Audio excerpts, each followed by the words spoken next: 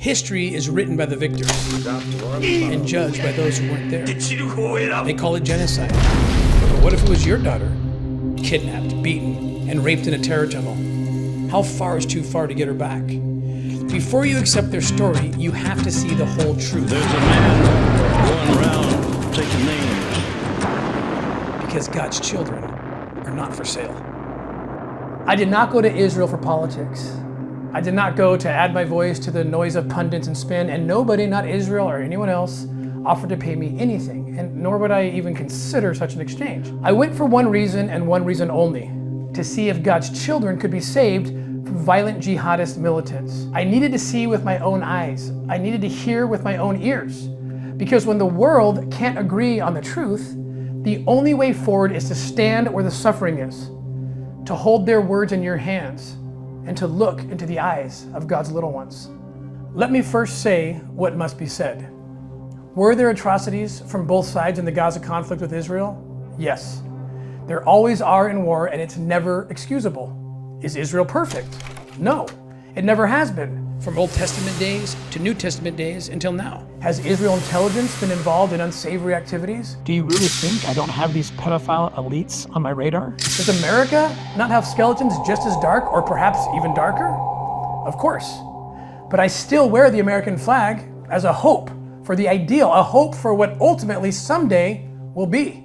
And the big question, did Israel go too far in its response to the October 7th jihadist attacks?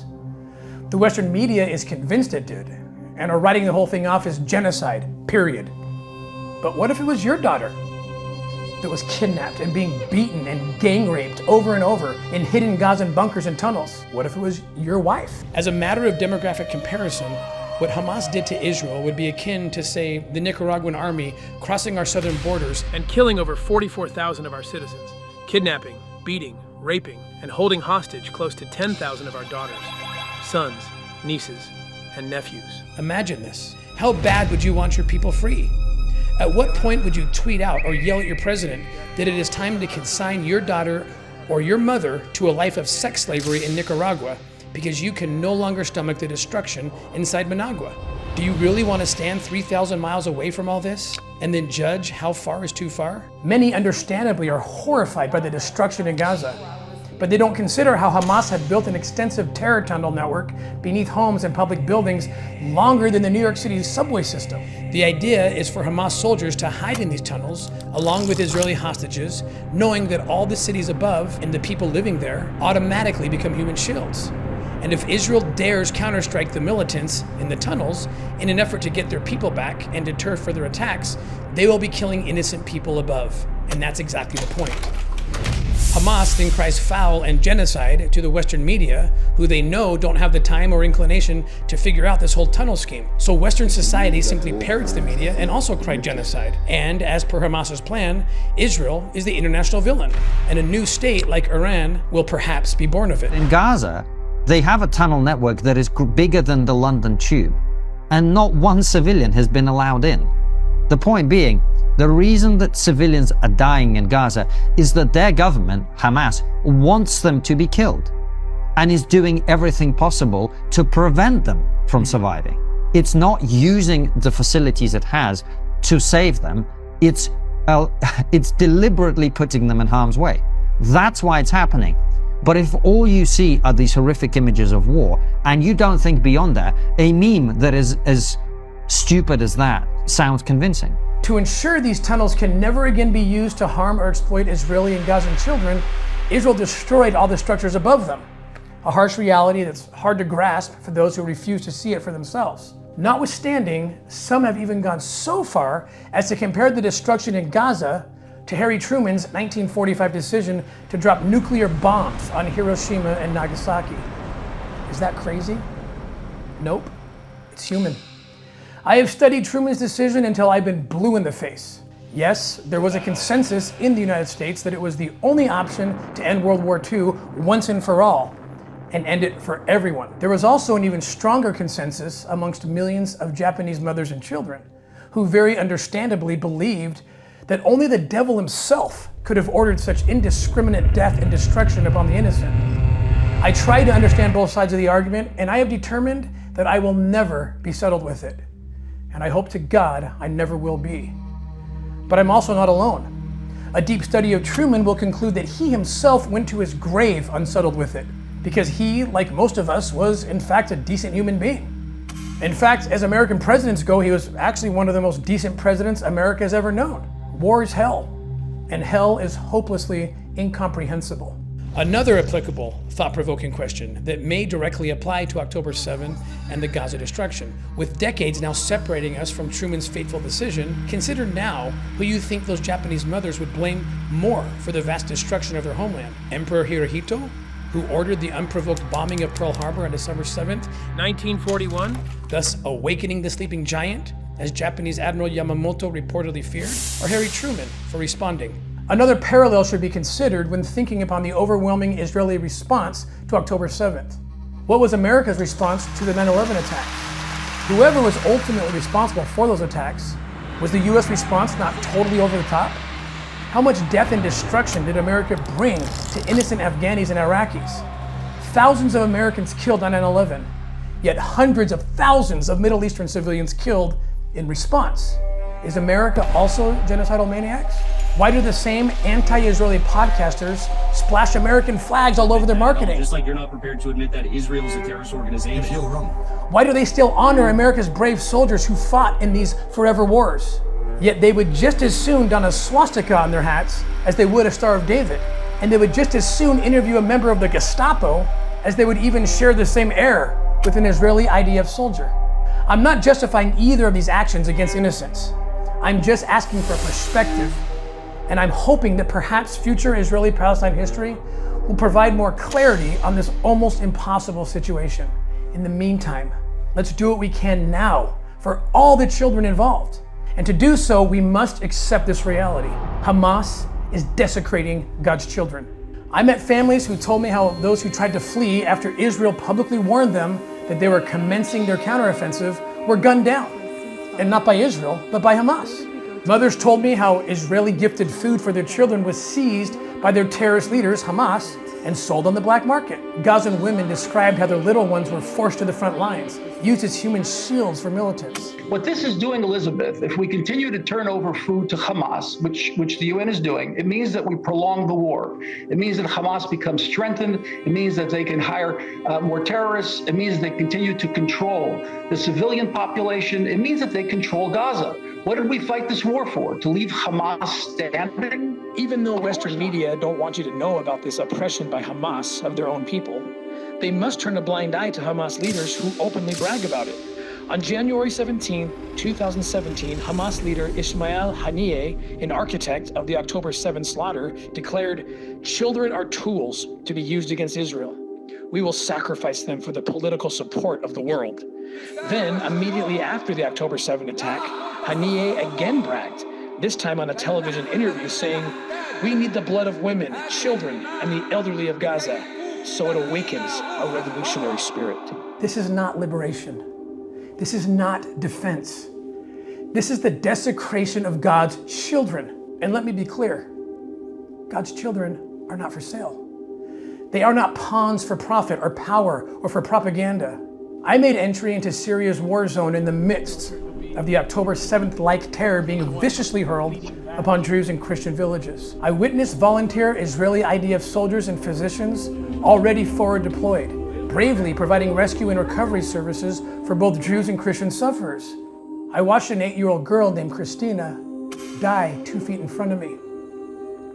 I, for one, did think of my own daughters.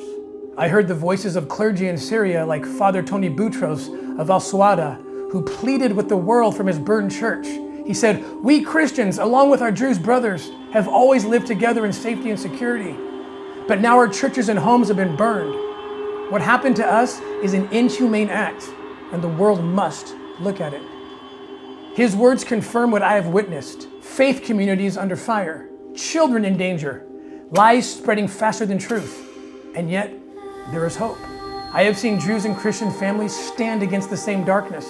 Unlike in Gaza, their faith almost immediately exposed the lies, exposed the jihadist dark and deceptive strategy. The truth about politicized Islam was getting out, notwithstanding the Western media's near silence over the death of these massacred little ones. Which begs another question. Why? Why has the Western media been virtually silent about the massacres of Christian and Druze children? And yet they have been caught, not only screaming uncontrollably about casualties in Gaza, but even fabricating numbers in order to paint Israel as the genocidal monsters that they clearly want them to be. The Free Press, among others, have well documented this Western media fabrication. Everyone from the New York Times to CNN have been complicit, showing pictures of sick Gazan children with pre-existing health issues, but pretending their ailments were due to an Israeli forced famine. Not only is it an immoral smear on Israel, it's exploitative to these Gazan children. It's putting politics over children, and it's truly disgusting. And what of the true Gazan casualty numbers?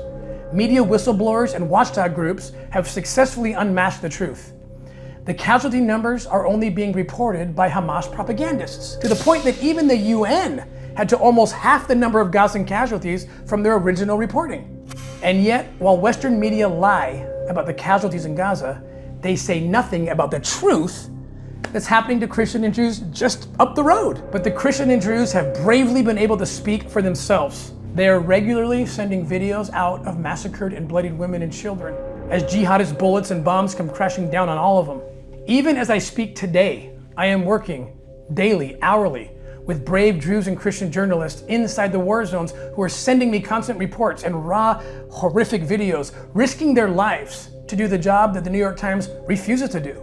Indeed, Western media is too busy fabricating reports against Israel and instead turn their noses up to beaten, raped, and bloodied Christian and Druze babies. I do not mean to offend my Druze and Christian sisters and brothers by comparing them to Gazans, who they rightfully see as their enemy, an enemy who has spilt the blood of their children. I'm only holding out hope that the Gazan people, like the Druze and Christians, are recognizing who their closest, most direct enemy actually is. Some say I'm crazy for holding out this hope. After all, Hamas and its surrogates shamelessly forced Gazan children to chant death to Israel, death to America. They are raised to hate and kill innocent people. طخ اليهود صح؟ انت بدك تصيري زيه؟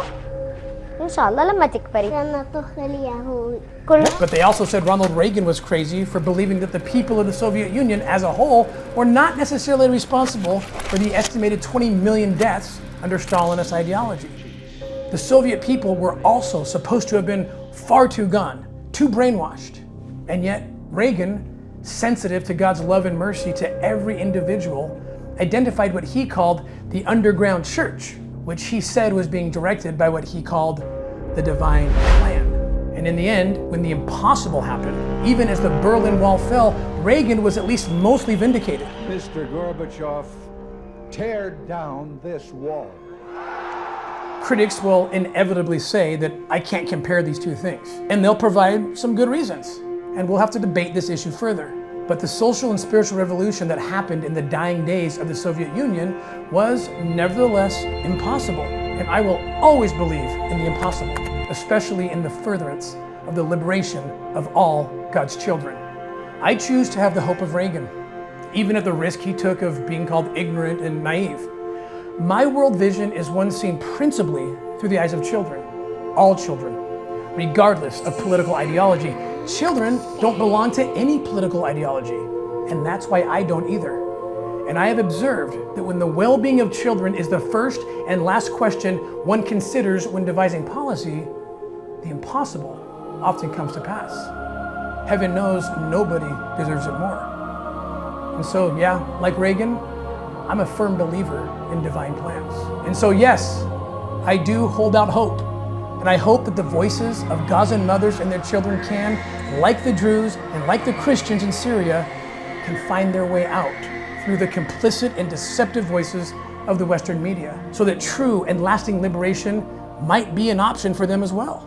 Some groups, such as the Center for Peace Communications, have already been successful in getting these otherwise silenced Gazan voices out to the world.